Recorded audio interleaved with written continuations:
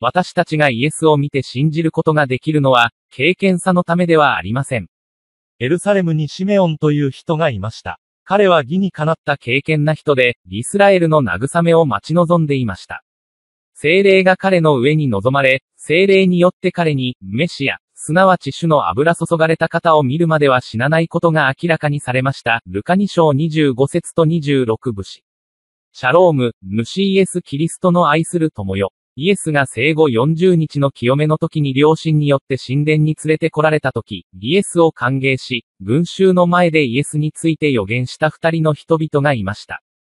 それはシメオンとアンナで、二人とも年を取っていた。聖霊は彼に、救い主に会う前には死ぬことはないと告げました。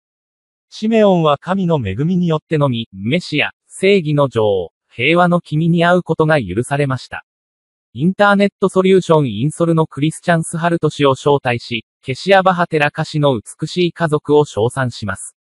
私の善良さのせいではなく、私の滑舌のせいではなく、私の富のせいではなく、私は選ばれ、神に呼ばれ、私のスキルのせいではなく、見た目が良いからではなく、自分の長所のせいではなく、私は神に呼ばれ、使われ、もしそれができるなら、それは彼のおかげです。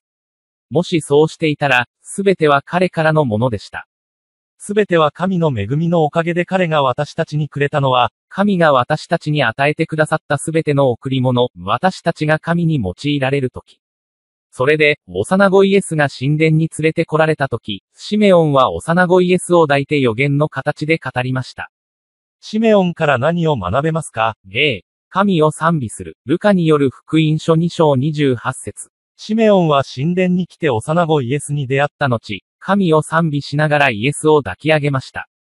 今年のクリスマスには、イエスを見て、知り、信じる機会があるので、私たちは神に感謝し、賛美しなければなりません。満足してこの世を去る準備ができた、ルカ2章29から32節。シメオンは幼子イエスを抱きかかえながら、救い主を見たので、この子を手放してくださいと神にも言いました。シメオンは死を覚悟していました。イエスを信じる者だけが天で神に出会う保証がある、ヨハネ3章16節と36節、ヨハネ14章6節。2024年12月21日土曜日、4時50分頃 WIBG-KJ 村店の元牧師、小春女ブラモロ牧師の末息子である DD、ケイシガジャプリ経由で私に、メトプリ氏、ケシアは毎日どうやって賛美を満たせるのですかと尋ねました。DDK、と私は答えました。ケシアバテラカ氏と私はレコーディングのためにクリスチャンスハルト氏のスタジオ、インソルに最大で週に一度来ます。つまり、次の1週間は毎日の反省があり、メトプリさんは毎朝それを設定するだけで済みます。そうです、DDK さん。それが私たちが神と神の働きに使えるという呼びかけに対して支払わなければならない代償なのです。シメオンのように、私たち信者はもはやこの世を去ることを恐れるべきではありません。なぜなら私たちはすでに天国でキリストと共に永遠の命を持っているからです。アーメン。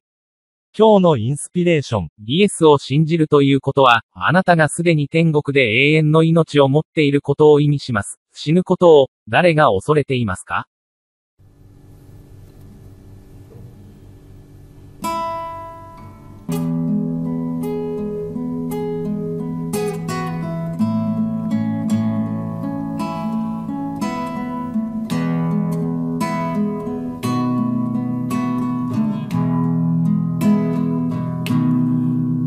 ？Bukan karena kebaikanku, bukan karena fasih lidahku, bukan karena kekayaan